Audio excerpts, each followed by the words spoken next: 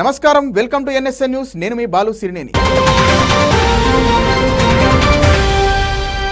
పాల్వాయి గేటుకు తాను వెళ్లనేలేదని, ఈవీఎంను పాల్గొట్టలేదని ఏపీ మాచర్ల మాజీ ఎమ్మెల్యే పిన్నెల్లి రామకృష్ణారెడ్డి విచారణలో తెలిపారు. నంబూరి శేషగిరిరావు ఎవరో తనకు తెలియదని చెప్పారు. తొలి రోజు విచారణలో పిన్నెల్లి పోలీసులకు సహకరించలేదు.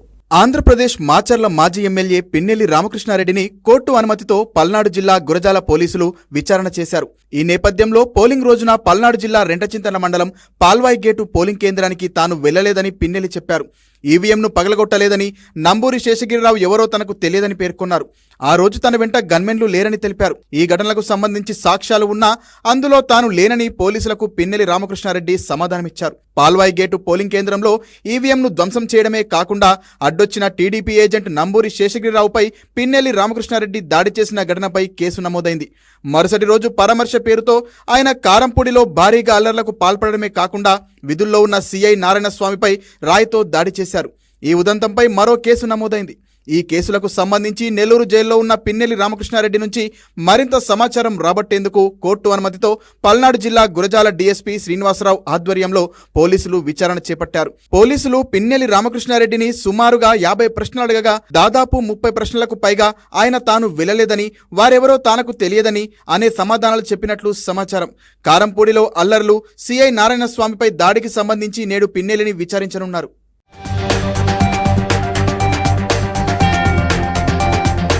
రాష్ట్ర రాజధానిలోని కొన్ని పబ్బులు డ్రగ్స్ సరఫరా వినియోగానికి కేంద్రాలుగా మారుతున్నాయి. పబ్బుకు వచ్చిన యువతను డ్రగ్స్ ద్వారా ఆకర్షించే ప్రయత్నాలు చేస్తున్నారు. ఈ నేపథ్యంలో డీజేల పాత్రపై టీజీ న్యాప్ పోలీసులు దృష్టి పెట్టారు. డీజేలే పబ్బులకు డ్రగ్స్ సరఫరా చేస్తున్నట్లు పోలీసులు గుర్తించారు. అలాంటి వారిపై నిఘా పెట్టి అరెస్టు చేస్తున్నారు. హైదరాబాద్లోని కొన్ని పబ్బులు డ్రగ్స్ సరఫరాదారులకు, వినియోగదారులకు కేంద్రంగా మారుతున్నాయి. మద్యం మత్తులో సంగీతాన్ని ఆస్వాదించేందుకు ఏర్పాటు చేస్తున్న పబ్బులు మాదక ద్రవ్యాల దందాకు కేంద్ర బిందువుగా తయారయ్యాయి. కొంతకాలంగా మత్తు పదార్థాల వినియోగదారులు, డ్రగ్ పెడ్డర్లు తరచూ పబ్బుల్లో చిక్కుతున్నారు. పబ్బులను కేంద్రంగా చేసుకుని అమ్మకాలు జరుగుతుండడం వివాదాస్పదమవుతోంది.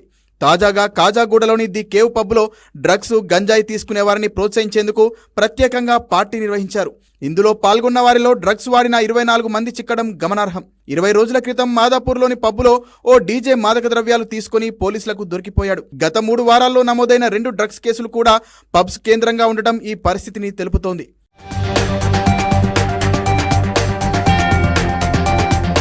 పబ్బుల్లో డీజేలదే ప్రధాన పాత్ర కావడంతో డీజేలు ఇతర రాష్ట్రాల నుంచి డ్రగ్స్ తీసుకొస్తున్నట్లు టీజీ న్యాబ్ పోలీసులు గుర్తించారు. నగరంలో 100కు పైగా పబ్బులున్నాయి. దీంతో డీజేలకు విపరీతంగా డిమాండ్ ఉంది. వేర్వేరు రాష్ట్రాల్లో పనిచేసే డీజేలకు పబ్బుల యజమానులతో పాటు దేశవ్యాప్తంగా ఈవెంట్ ఆర్గనైజర్లతో, డ్రగ్స్ సరఫరా ముఠాలతో, నైజీరియన్లతో సంబంధాలు నిలుపుతున్నారు. ఈవెంట్లకు వేర్వేరు నగరాలకు తరచూ వెళ్లే డీజేల్లో కొందరు పబ్బుల్లో పరిచయమయ్యే వారికి డ్రగ్స్ తీసుకొచ్చి అమ్ముతున్నారు. గత జూన్ 16న మాదాపూర్లోని ఓ పబ్బులో డ్రగ్స్ పరీక్షలు నిర్వహించగా 3 డీజేలు పట్టుబడ్డారు. జూబ్లీ హిల్స్, బంజారా హిల్స్ లోని 5 పబ్బుల్లో డీజేలుగా పనిచేస్తున్న 2 బెంగళూరు నుంచి డ్రగ్స్ తీసుకొచ్చి అమ్ముతున్నట్లు టీజీనా పోలీసులు గుర్తించారు. పబ్బుల నిర్వాహకులు, యజమానులు అడ్డగోలుగా నిబంధనలు ఉల్లంఘిస్తున్నారు. మామూళ్లకు అలవాటు పడ్డ కొందరు పోలీసుల నిర్లక్ష్యంతోనే వారి ఆగడాలకు అరికట్టడం లేదంటూ విమర్శలొస్తున్నాయి.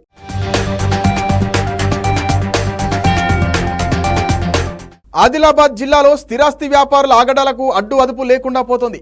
ప్రభుత్వ అసైన్డ్ భూముల్లో పాగా వేసే దందా సాగుతోంది. అంది వచ్చిన అవకాశాలను అనుకూలంగా మార్చుకొని అమాయకులకు టోపీ పెట్టే తతంగం జోరుగా కొనసాగుతోంది. అందిన కాడికి దోచుకుంటూ కోట్లు కొల్లగడుతున్న అధికారుల్లో మాత్రం చలనం కనిపించడం లేదు. ఆదిలాబాద్ జిల్లాలో భూ వ్యాపారులు ఆడిందే ఆట, పాడిందే పాటగా తయారైంది. ఉమ్మడి రాష్ట్రంగా ఉన్నప్పుడు ఆదిలాబాద్, బట్టి సావర్గాం, మావల శివారు ప్రాంతాల్లోని 131, 49, 170 సర్వే నెంబర్లలో ఉన్న 100 ఎకరాల ప్రభుత్వ భూముల లెక్కపత్రం లేకుండా పోతోంది. వాస్తవంగా 1958 కంటే ముందు నుంచే ఇప్పటికీ కాస్తులో ఉండి సాగు చేసుకుంటుంటే ప్రభుత్వం కేటాయించిన భూములకు ప్రభుత్వం జీవో నెంబర్ 1406 ప్రకారం నిరభ్యంతర పత్రం జారీ చేస్తోంది. ఈ నిబంధనలకు లోబడి జిల్లాల పునర్విభజన కంటే ముందు అధికారులు జారీ చేసిన ఎన్ఓసీల్లో ఏవి అసలైనవో, ఏవి నకిలీవో తెలియడం లేదు. ఒక్కో సర్వే నెంబర్లో భూముల కోసం బై నెంబర్లు వేసుకుంటే 2-3 వ్యక్తులు దసరాలతో అనధికారి విక్రయాలు చేసే దందా సాగుతోంది. ఫలితంగా అసలైన అసెంటుదారులు ఎవరనేది తెలియక వివాదాస్పదమవుతోంది.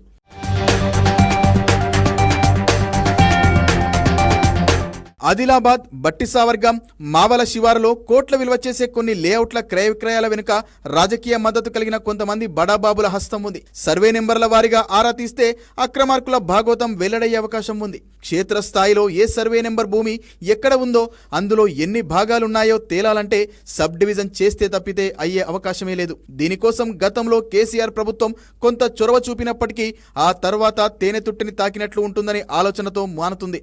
ఈ వెసులుబాటే కొంతమంది అధికారులు మరికొంతమంది నాయకులకు లక్షలు సంపాదించి పెట్టే ఆదాయ వనరుగా మారింది. దానికి స్థిరాస్తి వ్యాపారం అన్నట్లు చలమని అవుతోంది. పేదల ఇళ్ల స్థలాల కోసం గుంట భూమి లభించడం లేదు, కానీ స్థిరాస్తి వ్యాపారులకు ఎకరాల కొద్దీ లభిస్తోందంటే ప్రభుత్వ ఉదాసీన వైఖరే ప్రధాన కారణమనే అభిప్రాయం ప్రజా సంఘాల నుంచి వినిపిస్తోంది. అక్రమాలపై అధికారులను ప్రశ్నిస్తే వివాదాల కారణంగా కేసులు కోర్టుల్లో ఉన్నాయనే మాటలు వినిపిస్తున్నాయి.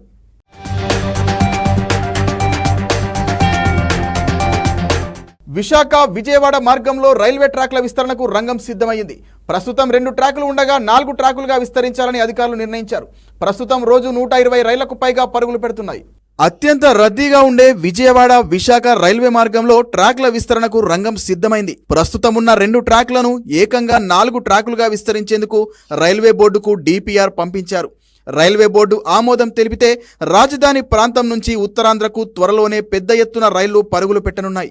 మరోవైపు ట్రాకులు నిర్మించేలోపు రైళ్ల రాకపోకలు మరింత పెంచేలా ట్రాక్ మరమ్మతులు చేస్తున్నారు. అధునాతన ట్రాక్ సహా సిగ్నలింగ్ వ్యవస్థను ఏర్పాటు చేస్తున్నారు.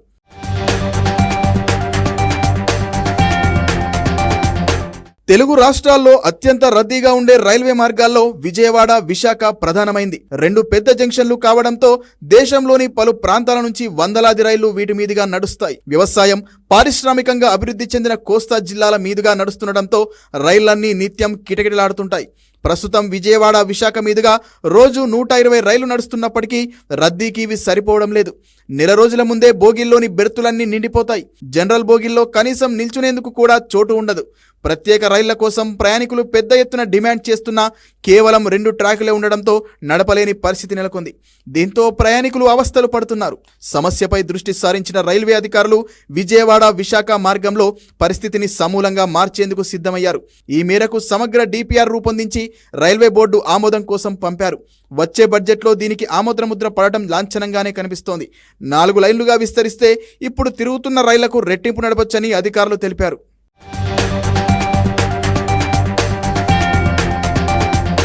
ఉచిత ఇసుక విధానంపై భవన కార్మికులు, ప్రజలు హర్షం వ్యక్తం చేస్తున్నారు. ప్రభుత్వం ప్రతిష్టాత్మకంగా ప్రారంభించిన ఉచిత ఇసుక పథకానికి ప్రజల నుంచి విశేష స్పందన లభించింది. కేవలం సివరేజీ, రవాణా ఖర్చులు మాత్రమే వసూలు చేస్తున్నారు. ఇసుక కోసం రీచ్ల వద్ద వాహనాలు బారులు తీరాయి. ఇసుక పంపిణీ కార్యక్రమాన్ని ప్రజాప్రతినిధులు, అధికారులు ప్రారంభించారు.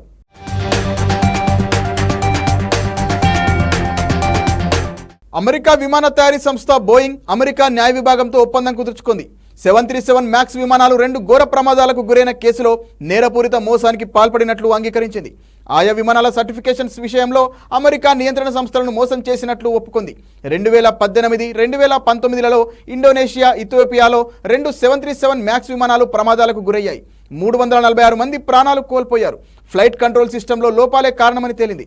అయితే ఆ వ్యవస్థలు సక్రమంగానే పనిచేస్తున్నాయని నిరూపించేందుకు నియంత్రణ సంస్థలను బోయింగ్ మోసగించిందన్నది ప్రాసిక్యూటర్లు ఆరోపించారు. ఈ వ్యవహారంలో బోయింగ్ ఒప్పందం కుదుర్చుకుంది.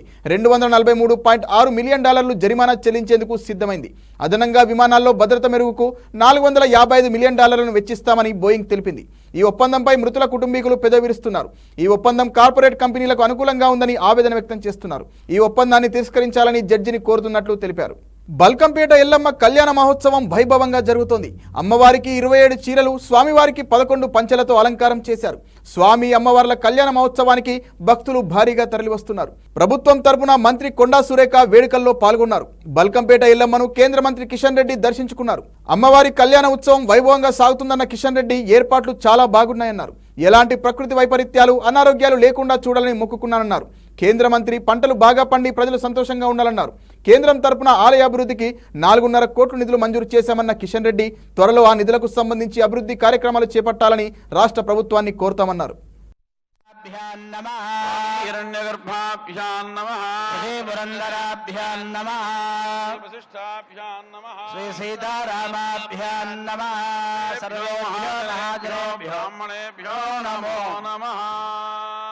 उत्तिष्ठन्तु भूतपिशाचाः एते भूमिभारकाः एतेषामविरोधेन ब्रह्मकर्म समारभे।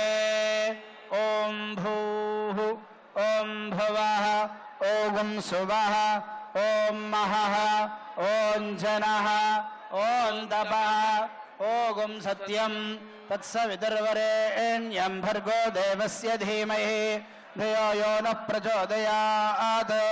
ओमापो ज्योतिरसोऽमृतं ब्रह्म భూర్భువస్సుభరో। అందరూ కూడాను మమ అనుకోవాలండి.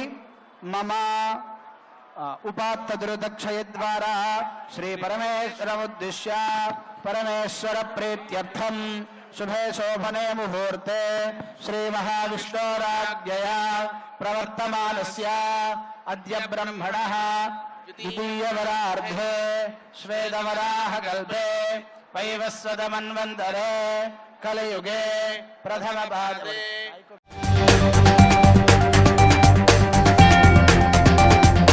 కంబోడియాలో బందీగా మారి చిత్రహింసలు అనుభవించిన యువకుడు ఎట్టకేలకు క్షేమంగా సొంత గూటికి చేరుకున్నాడు. మహబూబాబాద్ జిల్లా బయ్యారం మండలం గంధంపల్లి గ్రామానికి చెందిన యువకుడు ప్రకాష్ బీటెక్ పూర్తి చేశాడు. విదేశాల్లో ఉపాధి కోసం హైదరాబాద్లోని ఓ ప్రైవేట్ ఏజెన్సీని సంప్రదించగా వారు ఏడాది మార్చి 15న ఆస్ట్రేలియాలో సాఫ్ట్వేర్ ఉద్యోగం పేరుతో కంబోడియా దేశంలోని స్నోమైన్ సిటీకి పంపించినట్లుగా బాధితుడు తెలిపాడు. అక్కడ చైనా దేశానికి చెందిన ఏజెన్సీలు 20 రోజుల పాటు ట్రైనింగ్ ఇచ్చారని, తర్వాత అతడితో సైబర్ నేరాలు చేయించేందుకు ప్రయత్నించారని తెలిపారు. తను ససేమిరా అనడంతో చిత్రహింసలు పెట్టారన్నాడు. ఎట్టకేలకు అక్కడి నుంచి విముక్తి లభించిందని సంతోషం వ్యక్తం చేశారు.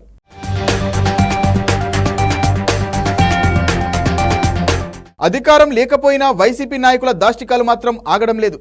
విశాఖ జిల్లా భీమునిపట్నం మండలం ఆమానాంలో వృద్ధురాలు శివకుమారి, దివ్యాంగురాలి శ్రీదేవిపై వైసీపీ ఎంపీపీ దంతలూరి సూర్యనారాయణరాజు కుమారుడు రమేష్ రాజుతో పాటు మరికొందరు దౌర్జన్యానికి తెగబడ్డారు. శివకుమారి నివాసం ముందు రహదారి ఉంది. ఆ రహదారిని ఆక్రమించేందుకు వైసీపీ నాయకుడు రమేష్ కుట్ర పన్నారని బాధితులు ఆరోపించారు. దానికోసం తమ రక్షణ గోడకున్న గేట్ను ధ్వంసం చేసి సీసీ కెమెరాల వైర్లను తొలగించినట్లు తెలిపారు. ఇంటిలోకి వచ్చి తమపై దాడి చేశారని ఆవేదన వ్యక్తం చేశారు. వైసీపీ వాళ్ళు ఎవరైతే ఉన్నారో మా ఇంటికల జాగా పైన దౌర్జన్యానికి వచ్చారండి. లాయర్ ఒక ఆయన ఉన్నారు, చంటి బాబు అంటారు ఆయన ఒకరు, సుదర్శన్ రాజు చంట అంటారు ఆయన, రాజు భగవాన్ అంటారు ఆయన. మగోళ్ళు ఎక్కువ ఉన్నారని మా అమ్మగారు వాళ్ళతో చాలలేక వచ్చేసారండి. వాళ్ళు చేసిన పనులు రికార్డ్ అవుతాయని కెమెరా వైర్లు కట్ చేసేసి అక్కడ గేట్లు తిరిగేసేసి మేము వేసుకున్న ఫెన్సింగ్ లన్నీ కట్ చేసేసి స్తంభాలు ఎరగొట్టేసి ట్రాక్టర్లతో దున్నించేసి తర్వాత మా ఇంటి మీదకి వచ్చారండి. 2 ఆడవాళ్ళు ఉన్నారు, ఏడ్ చేస్తారు చూద్దాం రండి బయటకి ఈడ్చేద్దాం అని చెప్పి లాయర్ తీసుకొని వచ్చారండి. మాకు భయం వేసి మేము తలుపు వేసేసుకున్నాము.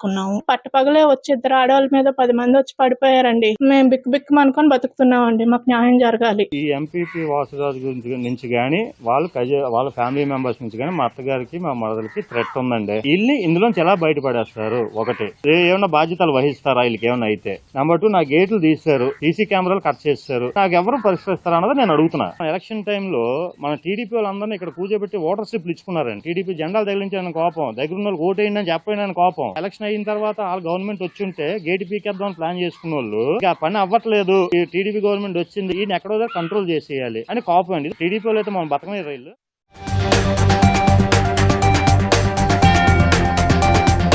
ప్రభుత్వ పాఠశాలల విద్యార్థులకు కార్పొరేట్ తరహాలో విద్యావకాశాలు కల్పించే లక్ష్యంతో టీచ్ ఫర్ చేంజ్ సంస్థ పనిచేస్తోందని ఆ సంస్థ సీఈఓ సినీ నటి మంచు లక్ష్మి తెలిపారు. యాదాద్రి జిల్లా భువనగిరి భాగాయత్ పాఠశాలలో డిజిటల్ క్లాస్ రూమ్స్ ను ఆమె ప్రారంభించారు. ఇప్పటి వరకు జిల్లాలో 33 ప్రభుత్వ పాఠశాలల్లో డిజిటల్ తరగతులను ఏర్పాటు చేసినట్లు ఆమె తెలిపారు. రాష్ట్ర వ్యాప్తంగా 264 ప్రభుత్వ పాఠశాలల్లో తమ సంస్థ డిజిటల్ తరగతులు ఏర్పాటు చేసిందని, అంతేకాకుండా 3 ఏళ్ల పాటు డిజిటల్ తరగతుల నిర్వహణకు సహకరిస్తున్నామని మంచు లక్ష్మి వెల్లడించారు. ఇలాగే గవర్నమెంట్ స్కూల్లోనే చదువుకున్నారు. ఆయనకి నాకు తేడా ఏంటంటే ఆపర్చునిటీ. ప్రైవేట్ స్కూల్లో వెళ్ళిన బిడ్డలకి మీకు ఏ తేడా ఉండకూడదు అనేది నా ధ్యేయం. మిమ్మల్ని చూసుకుంటే దేశాన్ని చూసుకున్నట్టు అనేది నా నమ్మకం. ఎన్నో స్కూల్స్ లో వెనకబడిపోతున్నారు అని కాకుండా మన ఇండియాలో ఉన్న గవర్నమెంట్ స్కూల్ పిల్లలు ముందుకు వెళ్తున్నారు అని నేను నా టైంలో ఉండగానే నేను చూసేది నాకు తెలుసు.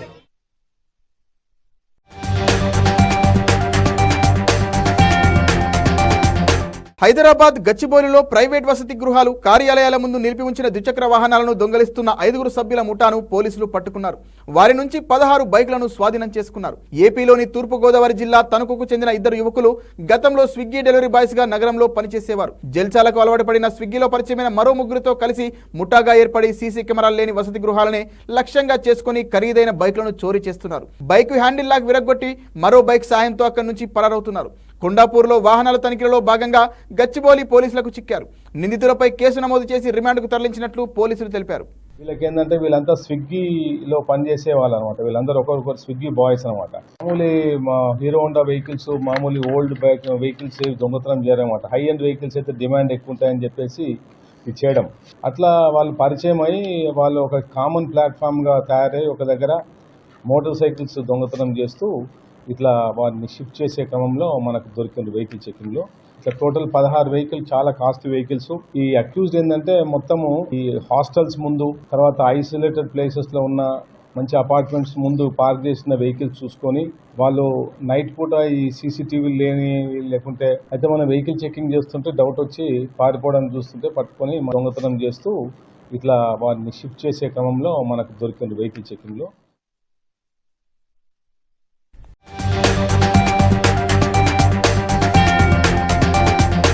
రాష్ట్రంలోని భూ సంబంధిత అంశాల పరిష్కారమే లక్ష్యంగా లీప్ సంస్థ పనిచేస్తోందని ధరణి కమిటీ సభ్యులు కోదండరెడ్డి, సునీల్ తెలిపారు. గత ప్రభుత్వం చేపట్టిన భూ సర్వేలతో రైతులు నానా తంటాలు పడ్డారని గుర్తు చేశారు. రెవెన్యూ సమస్యల రహిత మండలంగా యాచారంను తీర్చిదిద్దే కార్యక్రమంను లీప్ సంస్థ చేపట్టిందని తెలిపారు. ధరణి సమస్యల పరిష్కారం కోసం లీప్ సంస్థ ఆధ్వర్యంలో ఈ పైలట్ ప్రాజెక్టు కార్యక్రమం నిర్వహించారు. దాదాపు 10 గ్రామాల నుంచి 2200కు పైగా భూ సమస్యలపై దరఖాస్తులు వచ్చాయని లీప్ సంస్థ సభ్యులు తెలిపారు. భూ సమస్యలను ప్రభుత్వం దృష్టికి తీసుకెళ్లి పరిష్కారానికి కృషి చేస్తామన్నారు.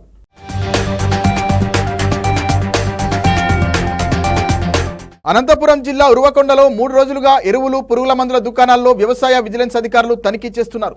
జిల్లాలో ఇప్పటి వరకు 179 మెట్రిక్ టన్నుల ఎరువులు, మందులు, విత్తనాల అమ్మకాలను నిలిపివేసినట్లు తెలిపారు.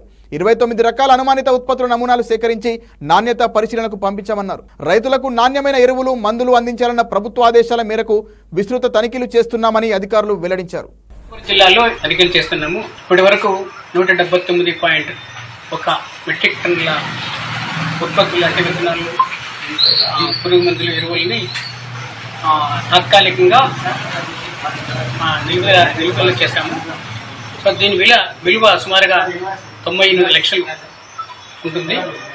సో ఇదే కాకుండా ఒక అనుమానాస్పదంగా ఉన్న ఉత్పత్తులు, అంటే ఎరువులు కానీ, పురుగు మందులు కానీ, విత్తనాలు కానీ 29 శాంపిల్స్ తీసి వాటి నాణ్యత కోసం పరీక్ష కోసం ల్యాబొరేటరీస్ పంపించడం జరిగింది. సో ఆ పరీక్షా ఫలితాలు వచ్చిన తర్వాత ఆ ఫలితాల ఆధారంగా డీలర్ పైన చర్యలు తీసుకోవడం జరిగింది.